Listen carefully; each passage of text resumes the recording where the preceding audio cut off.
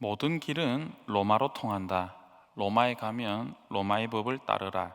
로마는 하루아침에 이루어지지 않았다는 이와 같은 말은 서양사 나아가 세계사에 로마가 미친 영향이 얼마나 큰지 단적으로 말해주는 격언입니다. 우리가 아는 것처럼 서양의 역사는 로마를 빼놓고는 생각할 수가 없습니다. 로마의 법, 로마의 군사력, 로마의 부강함, 특히 힘의 우위를 바탕으로 한 로마의 평화, 이 팍스 로마나는 수많은 이들에게 로마 제국이 영원히 이어질 것이라고 생각하도록 했습니다. 그러나 로마는 누구도 예상하지 못하게 서서히 힘을 잃어가고 결국 게르만족에 의해서 멸망을 당하게 됩니다. 로마 제국의 몰락은 당시 많은 사람들에게 엄청난 충격을 주었습니다. 특히 로마의 멸망은 아우구스티누스가 그의 유명한 저작인 하나님의 도성을 쓴 직접적인 동기가 되기도 합니다. 오늘날까지 로마가 멸망한 원인에 대한 학자들의 여러 견해가 있는데, 그 중에서도 저명한 영국의 역사가인 에드워드 기브는 로마 제국 쇠망사에서 로마의 멸망 원인을 네 가지로 분석하여 설명하였습니다. 그 첫 번째는 시간과 자연 현상으로 인한 내부 손상입니다. 건물도 지은 지 시간이 오래 지나게 되면 부식이 되고 또 금이 갈라지고 또 자연적으로 이렇게 훼손되는 것처럼 로마가 건설된 이후에 자연적인 재해나 여러 가지 상황으로 인해서 어려움이 그 제국에 있었다라는 것입니다. 두 번째는 야만족의 공격입니다. 외세의 침입이 있었다라는 것이죠. 세 번째는 자원의 남용, 네 번째는 로마 제국 내부의 문제였습니다. 이 네 가지 원인 중에 기분이 꼽았던 가장 결정적인 로마 제국의 쇠망의 원인은 단연 네 번째 로마의 내부 문제였습니다. 당시 로마 제국 내에서 사회적으로 이혼율의 급증으로 인해서 가정이 붕괴되고, 또한 출산율 감소로 인하여 인구의 자연적인 감소 현상이 그 제국 내에 있었다는 것입니다. 여기에 높아지는 세율과 계획성 없는 재정 지출, 비정상적인 쾌락의 추구, 또 계층 간의 갈등으로 인해서 로마 제국은 보이지 않는 그런 요소들로 인해서 그 내부적인 문제로 서서히 침몰해 갔던 것입니다. 결론적으로 로마는 야만족의 침입이라는 외부적인 요인으로 무너지기는 했지만, 그보다 내부적인 윤리와 도덕의 타락으로 정신적인 부분으로 인해서 침몰하게 되었던 것입니다. 우리가 로마의 멸망을 통해서 얻을 수 있는 교훈은 결국은 이 정신적인 부분이 굉장히 중요하다라는 겁니다. 눈에 보이지 않는 우리의 마음 관리, 또 윤리와 도덕이 얼마나 건전해야 하는지, 그래서 이것에 따라서 한 제국이, 또 한 개인이, 또 가정, 나아가 사회 공동체도 일어서기도 하고 무너지기도 하고, 이 보이지 않는 정신적인 이런 세계가 굉장히 중요하다라는 것을 우리가 생각하게 되는 것입니다. 기업도 그 구성원이 도덕적으로 타락하고 해이해지게 되면 정상에 서 있다가도 서서히 침몰하게 되는 것입니다.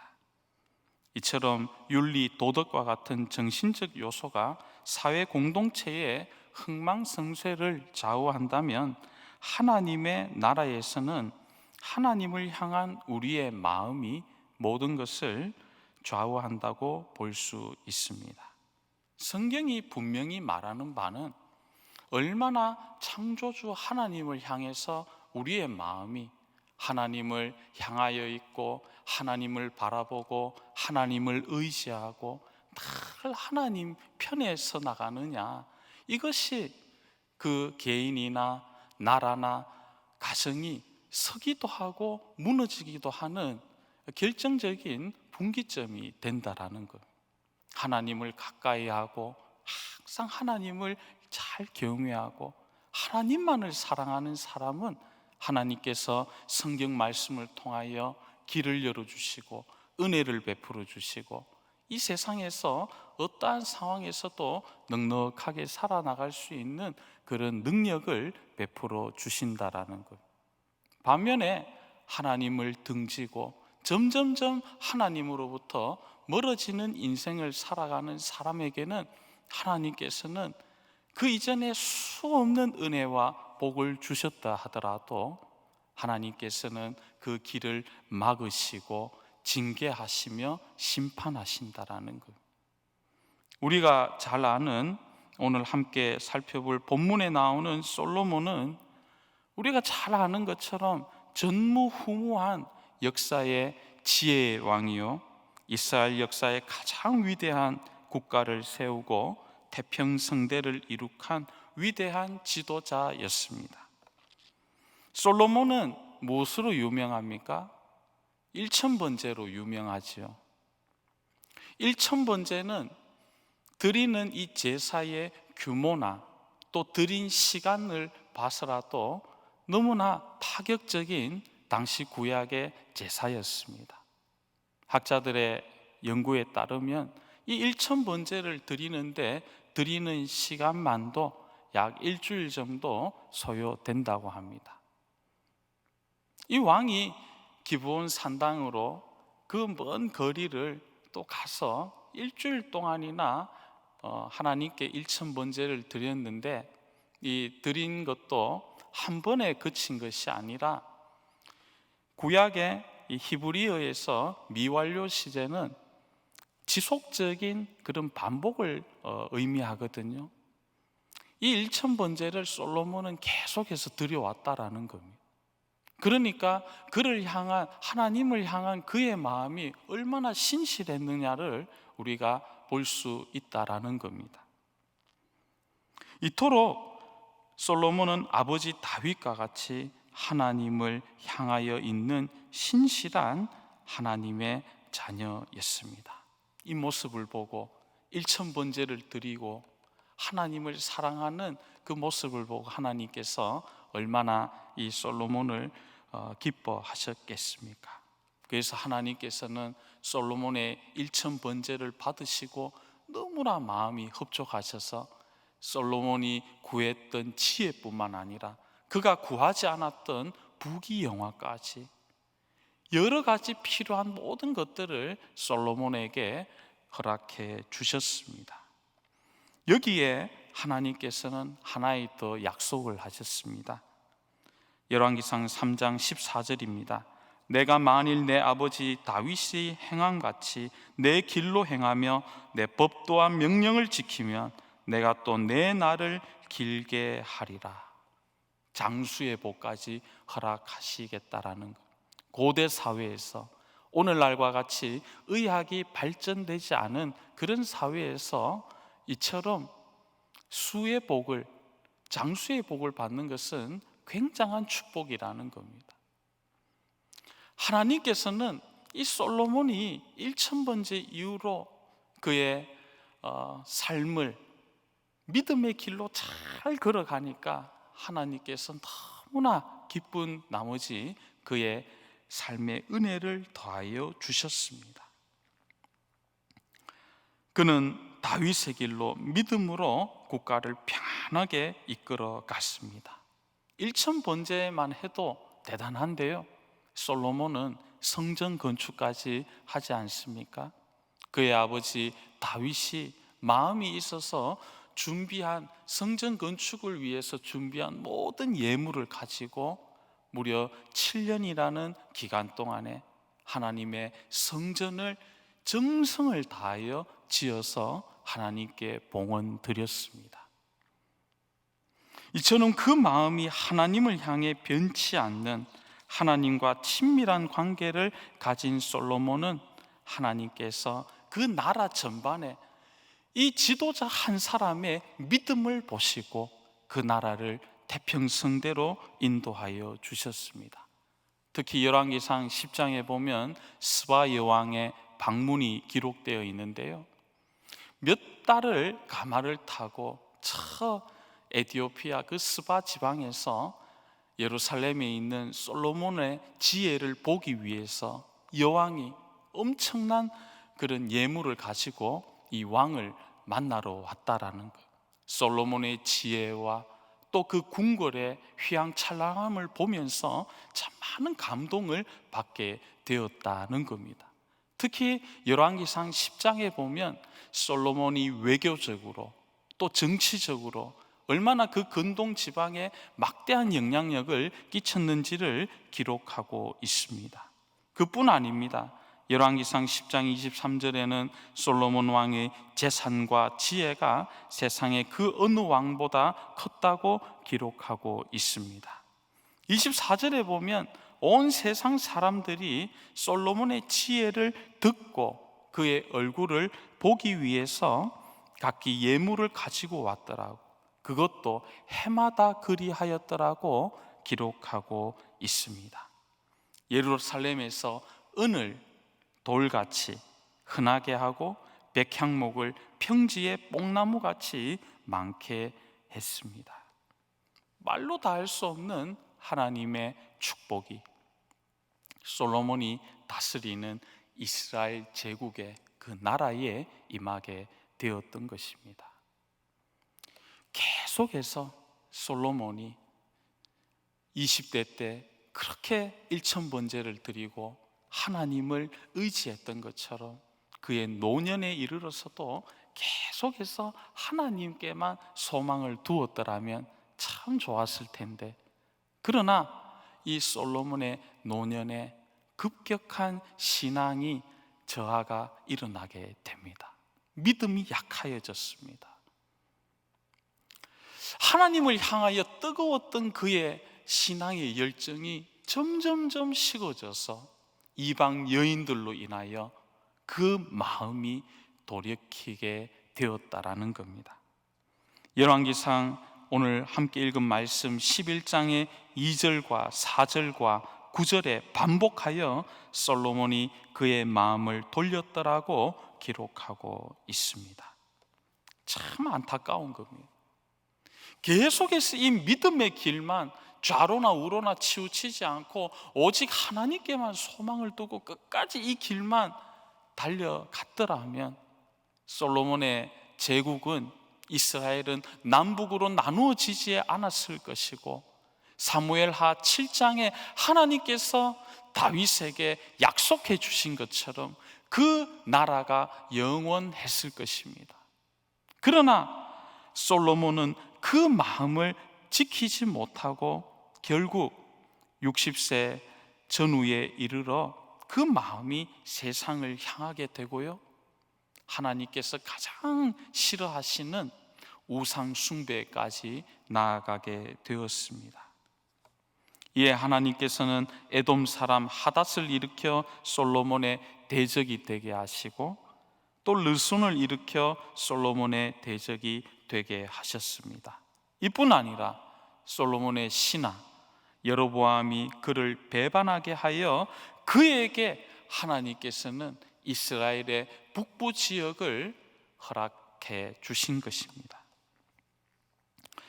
저는 열왕기상을 읽다가 1장부터 10장까지는 참 이 스토리가 잘 일천번제도 나오고 또 성전 건축 봉헌도 나오고 또 해외 사절단이 솔로몬 방문하고 제국이 막 이렇게 부흥하고 성장하고 잘 되는 모습을 보고 너무너무 좋은데 꼭 이 11장 읽을 때 참 마음이 안타깝더라고요. 참 하나님 주신 이 은혜를 계속 잘 간직하고 더 잘 되고 정상에 설수록 영적으로 긴장하고 더 기도 많이 하고 하나님께 항상 가까이 나아갔으면 얼마나 좋을까. 더 그렇게 해야 되는데, 그런데 우리 인간이 언제 넘어지느냐 하면 정상에서 넘어진다라는 거. 성공하고 진급하고 돈 벌고 명예를 얻고 건강하고 세상에서 이룬 것이 많이 있을수록, 또 내 배경이 더욱 든든해질수록 오히려 그때 더 영적으로 긴장하고, 주님, 저는 부족합니다. 저는 아무것도 아닙니다. 주님이 다 세워주시고 올려주시고 여기까지 이끌어주셨는데 주님, 끝까지 제 마음이 변치 않도록 늘 사탄 마귀로부터 내 영적 관리를 잘하게 해주십시오. 늘 주님의 도움을 구하고 이렇게 살아가야 하는데, 점점점 잘 되고 나면, 형통하면 기도의 시간이 줄어들게 되고 영적으로 계속해서 잠들어 간다는 것이죠. 개구리가 죽는 그 실험, 여러분 읽어보셨지 않습니까? 처음부터 뜨겁고 하면 그냥 개구리가 그 냄비에 있다가 바로 뛰어나가잖아요. 그런데 미지근한 물에서 죽어간다라는 거예요. 자기 몸이 익어가는 것도 모르고 그냥 따뜻하고 미지근한 그 물에서 점점점 안주하고 이제 죽어가게 되는 것이죠. 이 솔로몬도 열왕기상 11장을 읽으면 참 아쉽습니다. 그 나라가 하나님이 복을 주시고 많은 은혜를 주셨으면 그 사명감을 가지고 잘 감당해야 할 텐데, 솔로몬도 잘 감당하다가 노년에 넘어지게 되었다는 것입니다. 사랑하는 성도 여러분, 오늘 솔로몬의 몰락을 통하여 우리는 무엇을 생각하게 됩니까? 일평생 끝까지 우리는 하나님 한 분밖에 없다라는 것. 성공하고 잘 될 때, 형통할 때도 하나님, 어렵고 지치고 힘들 때도 하나님. 우리는 잘 되거나 안 되거나, 건강할 때나 병들 때나, 실패했거나 성공했거나 관계없이 일평생 하나님만이 나의 창조주 하나님이시며 나의 생사화복을 주관하시고 나의 모든 것을 주관하시는 토기장이 하나님이심을 우리는 늘 기억하고 우리 하나님께로 향해야 할 줄로 믿습니다. 하나님께서는 높이기도 하시고 낮추기도 하시고 살리기도 하시고 죽이기도 하시고 되게도 하시고 안 되게도 하시고 다 하나님의 손에 있다라는 것. 성경책에 보면 대단한 그런 나라들, 바벨론 같은 나라도요, 하나님께서 한 방에 무너뜨리십니다. 애굽이 수천 년 고대 역사를 가졌다 할지라도 하나님께서 애굽이 힘을 쓰지 못하도록, 오늘날에도 이집트가 힘을 잘 쓰지 못하지 않습니까? 아수르, 또 그 이외의 나라들도 다 열강을 하나님께서 무너뜨리셨습니다. 하나님의 손에 있다라는 것. 반면에 연약하고 지팡이와 같은 그런 나라들, 인생들도 하나님께서 높이시면 세계 위에 박수를 받게 하신다라는 겁니다. 되고 안 되고 또 넘어지고 일으키고 다 하나님의 손에 있습니다. 최근에 이자익 목사님에 대한 책을 읽고 많은 감동을 받았습니다. 김수진 목사님이 쓰신 이자익 이야기라는 그 책이 있는데요, 이자익은 경상도 남해도에서 태어나 6살 때 부모님을 잃고 고아가 되었습니다. 친척집에 맡겨졌지만 고된 농촌 일과 또 배고픔으로 이 하루하루 견디기 힘든 나날을 지나게 되었습니다. 내가 이러면 안 되겠다 싶어 무작정 이자익은 배를 타고 육지에 가게 됩니다. 그래서 자기 생각이 그랬다라는 거예요. 야, 내가 남의 집 이제 머슴으로, 종으로 내가 살면 밥은 먹고 살겠지 하면서 그런 생각을 가지고 있다가 누군가의 소개로 아주 김제의 한 부잣집에 들어가게 됩니다. 이제 그 집에서 자기 잡이 뭐냐 하면 이제 마부입니다. 말을 관리하는 이제 마부 일을 감당하는데, 어느 날 이 집 주인과 마부 이자익이 그 지역의 선교사님으로부터 이 테이트 선교사를 통해서 복음을 듣게 됩니다. 복음을 듣고 이 두 사람이 굉장히 열심히 믿음 생활을 했습니다. 이자익은 배운 것이 없고 무일푼의 혈혈단신으로 고향을 떠나왔으니 아무것도 없는 사람입니다. 그런데 믿음 생활을 비록 종이지만 열심히 하고 성실하게 일을 하니까 하나님께서 그의 삶에 길을 열어주셨습니다. 어느 날 주인의 아들이 천자문을 막 이제 열심히 읽고 선생님께 배우고 있는데, 이자익이 머리는 배운 건 없지만 머리가 굉장히 좋았습니다. 그래서 그 소리를 듣고 그 문간방 앞에서 막 스승이고 이렇게 있는데, 그 모습을 주인이 보았습니다.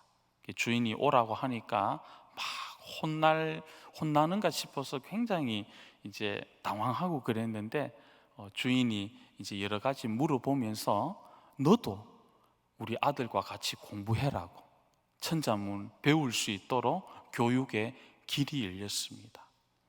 이제 한문을 배우다 보니까 한문 성경을 이제 읽게 되고 신앙의 깊은 자리로 나아가게 되었습니다. 주일이면 주인과 함께 교회 가서 예배드리고 하나님의 말씀을 통하여 은혜를 받게 되었는데, 하나님께서 이 믿음 생활 잘하는 이자에게 더 길을 열어주시는 거예요. 하루는 주인이 이분이 참 마음이 좋거든요. 그분이 이자익이라는 이 청년이 자기 집에서 한 몇 년 동안 일하는 걸 보니까 정말 성실하게 일을 하니까 어디 좋은 좀 집에 교수가 없느냐고, 처녀 있으면 결혼시켜주면 좋겠다. 이 주인이 중매도 하고 또 나중에 결혼식 하는 날에 잔치도 함께 열어주었습니다. 이 주인은 김제의 금산교회의 조덕삼 장로님입니다. 여기까지 이야기도 참 은혜로운데요, 그 책을 더 이렇게 읽어보면 이후에 하나님께서는 이 이자익이라는 아무것도 없는 이 청년을 교회의 장로가 되게 하시고, 또한 이 주인이었던 조덕삼 장로님을 통하여 평양 신학교에, 장로의 신학교에 입학하게 하셔서 또 목사가 되게 하시고, 우리 통합교단, 대한예수교 장로의 통합교단의 총회장에 오르기까지 인도하여 주셨습니다. 우리 교단 총회 역사상 3번이나 총회장을 역임하신 분은 이자익 목사님이 유일합니다. 하나님께서는 이 땅에서 소망이 없던 이 고아를 한국교회의 훌륭한 지도자로 삼아 주셨습니다. 저는 책을 읽고서 참 많은 감동을 받았습니다. 이 책을 읽으며 또 오늘 열왕기상 11장의 말씀을 또 묵상하며 저는 그런 마음이 들었습니다. 이 세상의 모든 것들은 하나님의 손에 있구나. 토기장이가 좋은 그릇도 만들고 명품 그릇도 만들고 참으로 그 생각하는 바대로 그 그릇을 만들어가고 때로는 깨뜨리는 것처럼 우리 인생의 인류의 역사 모든 것들이 다 하나님의 손에 있다라는 것을 생각하게 되었습니다. 요즘 우리 현실을 둘러싼 환경을 보고 걱정하고 염려하며 불안해하는 분들이 참 많이 있습니다. 앞으로 우리가 어떻게 살아가야 하나? 과연 우리가 잘 될 수 있을까? 우리나라뿐만 아니라 전 세계가 패닉 상태에 있지 않습니까? 저도 뉴스를 보니까 이렇게 밝은 소식이 별로 없더라고요. 경제 성장률이 마이너스다, 또 미국의 실업률이 3천만 명이고 경제 대공황 이후의 최악의 상태다, 앞으로 엄청난 경제적 쇼크가 한반도를 강타할 것이다, 여러 가지 소식을 접하면 이 참 마음에 밝아지지 않더라고요. 우리가 어떻게 하면 이 불확실한 미래에 승리할 수 있겠습니까? 비결은 하나입니다. 답은 하나입니다. 하나님 한 분만 잘 경외하고 하나님께만 소망을 두면 하나님께서 길을 열어주시고 놀라운 역사를 우리 삶에 베풀어 주실 줄로 믿습니다. 하나님은 없는 것도 있게 하시고 불가능도 현실로 바꾸어 주시고 넘어지고 깨어지고 절망적인 상황도 새롭게 길을 여시는 능력의 주님이십니다. 하나님만 잘 경외하며 기도의 줄을 붙들고 은혜의 자리, 예배의 자리를 항상 사모하며 나아가면 언론에서나 세상에서 전해주는 그 암담한 현실과 소식 가운데서도 주님께서 비추어 주시는 그 빛으로 인하여 우리는 넉넉히 승리할 것입니다. 이제 말씀을 마무리하겠습니다. 5월은 가정의 달이지 않습니까? 가정의 달을 맞아 그 어느 때보다 많은 우리 가족들과 함께하는 시간을 가지게 됩니다. 이 가정의 달에 무엇보다 우리 성도들은 믿음의 대를 잘 이어나갈 수 있어야 하겠습니다. 신앙의 대를 잇는 것이 얼마나 중요한지 모릅니다. 은혜 받고 주님의 사랑을 많이 받았으면 내가 받은 만큼 내 다음으로 믿음의 가문을 이루도록 기도하고 힘써야 하겠습니다. 할아버지 할머니의 신앙이 나에게 잘 이어지고 계승된 것처럼 내 믿음과 내가 보는 이 성경, 내가 드리는 이 기도가, 이 믿음이 우리 자녀들에게, 자손들에게도 끊이지 않고 잘 이어져야 하겠습니다. 그렇게 잘 믿던 다윗의 신앙이 솔로몬의 처음에는 잘 계승되었지만 그 노후의 마지막에 이게 뒤틀려서 그 나라와 그 가문의 불행이 임한 것을 오늘 살펴보았는데요. 우리 조상들이, 우리 선조들이 믿은 그 하나님 신앙을 우리가 잘 이어받고 우리 후손들에게도 잘 전해주어야 하겠습니다. 우리 한국교회 역사도 한 140여 년 정도 지금 이어지고 있는데 지금까지 우리가 하나님께서 전 세계가 놀랄 만큼 한국교회와 우리 대한민국에 복의 복을 주셨습니다. 세계가 주목하는 한국교회가 되었는데 우리 선조들의 새벽을 깨우는 그 기도의 시간, 또 하나님을 뜨겁게 사랑하는 그 신앙의 열정을 앞으로 150년, 200년, 300년 계속해서 우리 후손들에게 이 믿음의 전통을 잘 이어주어야 하겠습니다. 타선지석이라는 말이 있듯이 우리는 솔로몬의 몰락에서 중요한 교훈을 얻어야 하겠습니다. 날마다 주님과 동행하며 평생 주님의 손을 굳게 붙들고 인생에서 승리하실 수 있는 저와 여러분 될 수 있기를 간절히 바랍니다. 함께 기도하겠습니다. 사랑과 은혜가 풍성하신 하나님 아버지, 오늘 열왕기상 11장의 말씀을 통하여 주님의 음성을 듣게 하시니 감사드립니다. 솔로몬이 젊을 때 1000번제를 드리고 성전 건축을 하며 하나님께만 집중하며 하나님만 의지하였지만 노후에 이르러 그 믿음을 잘 관리하지 못하고 그 마음이 하나님께 떠나 세상을 향한 것을 살펴보았습니다. 일평생 잘 믿는 것이 얼마나 어려운지 모릅니다. 주님, 우리는 부족하고 연약하여서 우리 의지를 우리 마음대로 제어할 수가 없습니다. 늘 우리의 입술이 주님을 찬양하게 하시고 우리의 눈이, 우리의 마음이 주님을 향하고 주님만 바라볼 수 있도록 도와주시옵소서.